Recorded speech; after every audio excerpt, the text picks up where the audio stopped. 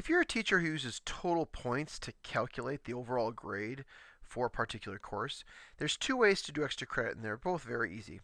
There's the traditional way and the JMC way, and you can use both if you'd like, or one or the other. The traditional way is to give more points than an assignment is worth. So let's say chapter 1 here. It's a 75-point assignment. The student receives 75 points. But let's say there actually was 80 points total on this particular assignment. So they could get 80 out of 75 actually. I could come here, the student right now is 89.18%. I could give that student an 80. It's going to give me a warning because I'm giving more points than an assignment is worth. We do this as a service to you so you don't accidentally give a student more points than an assignment is worth.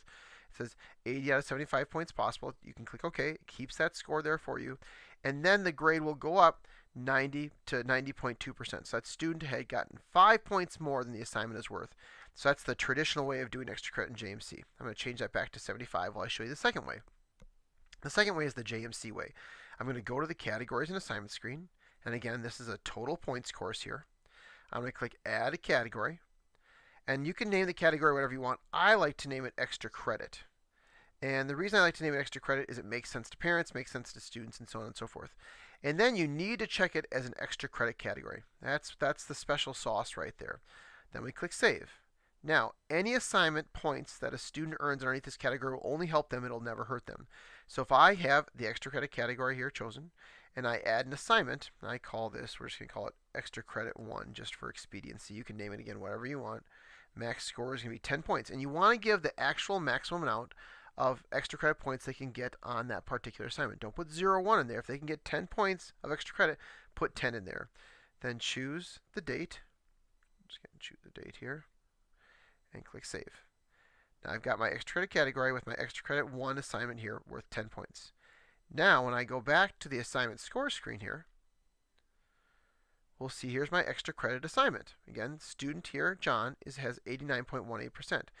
Now typically if a student, I'm going to give the student, let's say 4 points. Now typically a 4 out of 10 is 40%. The student's grade would go down.